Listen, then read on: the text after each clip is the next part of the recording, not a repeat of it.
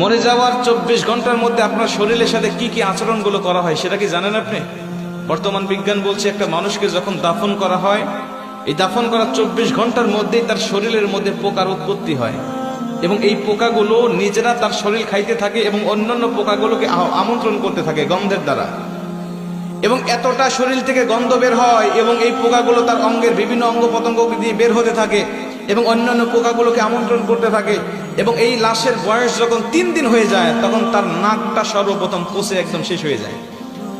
সব ঠিক আছে, আপনার হাত পা শরীর সব ঠিক আছে, কিন্তু সর্বপ্রথম আপনার নাক পচে যাবে এবং এখান থেকেই পচনটা শুরু হবে। এখান থেকেই পোকা পুরা শরীরের বাহিরে চলে আসবে, পুরা শরীরের বাহিরের অংশগুলো খাইতে থাকবে।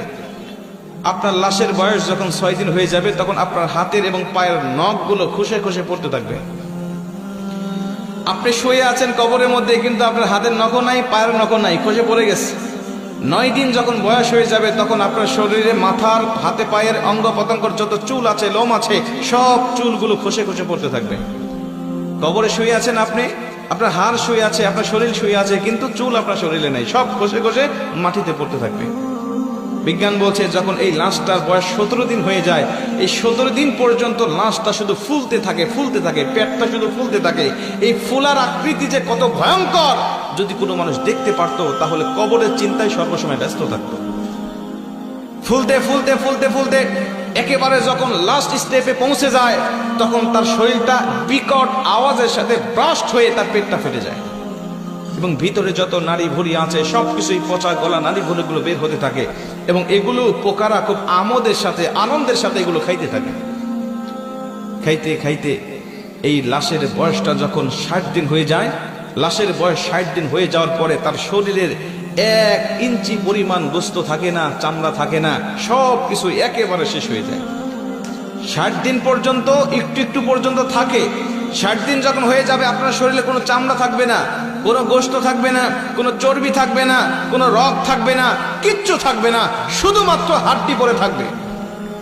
যে শরীর নিয়ে দুনিয়ার জমিনে আপনি এত বড়াই করেছেন, এত অহংকার করেছেন, যে শরীরের যত্ন নেওয়ার জন্য আপনি কত বিদেশি দামি দামি কসমেটিক ব্যবহার করেছেন, কিন্তু এই শরীরটা ইসলামের পথে, এই শরীরটা আপনি ইসলামের পথে কাজে লাগান নাই। এই শরীরটা আপনি কখনো আল্লাহ পাকের দেওয়া শরীর, আল্লাহ পাকের জন্য আপনি কখনো ব্যবহার করেন নাই। হারাম হালাল তাওয়াক্কা না করে সবসময় আপনি ব্যস্ত রেখেছেন। আপনার এই শরীরটা 60 দিনের মধ্যে শেষ হয়ে যাবে, আর অবশিষ্ট কিছুই থাকবে না।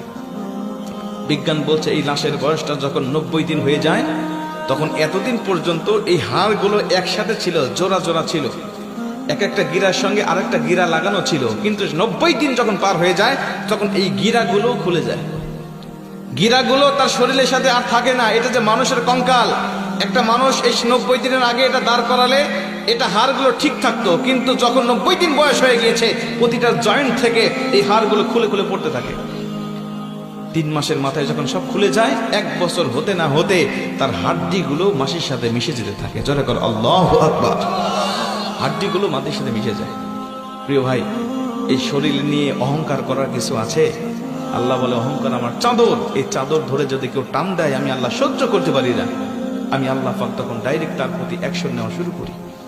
আজকে চলে গেছে 2 জন ব্যক্তি, ওরা যদি জানতো, ওরা যদি সুস্থ থাকতো তাহলে চিন্তা করতো, যদি তাদের আল্লাহ পাক যদি কবুল করতো তাহলে তারাও হয়তোবা এসে এই মাহফিলে বসতো। কথা বলেন ঠিকই না? আজকে আপনার সামর্থ্য আছে, আপনার রাস্তাঘাটের দোকানপাটে ঘুরে বেড়াচ্ছেন, হতে পারে আজকের এই মাহফিলটা আমাদের জীবনের জন্য শেষ মাহফিল হতে পারে না? পারে না? হতে পারে এই মোনাজাত পর্যন্ত আমার জীবনের শেষ মোনাজাত হতে পারে, এখান থেকে আমি বাড়িতে যেতেও পারি, নাও যেতে পারি। প্রতিদিন রাস্তাঘাটে চলাচল করি, প্রতিদিন এমন কোনো দিন নাই যে 2-1টা অ্যাক্সিডেন্ট আমাদের চোখের সামনে পড়ে না।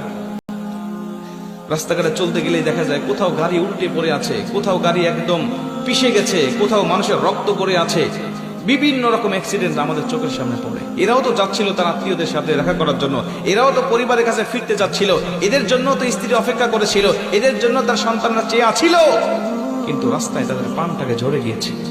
আমাদের প্রাণও এভাবে ঝরে যেতে পারে নাকি পারে না? এই জন্য সতর্ক হওয়ার সময় এখনই, সিদ্ধান্ত নেওয়ার সময় এখনই।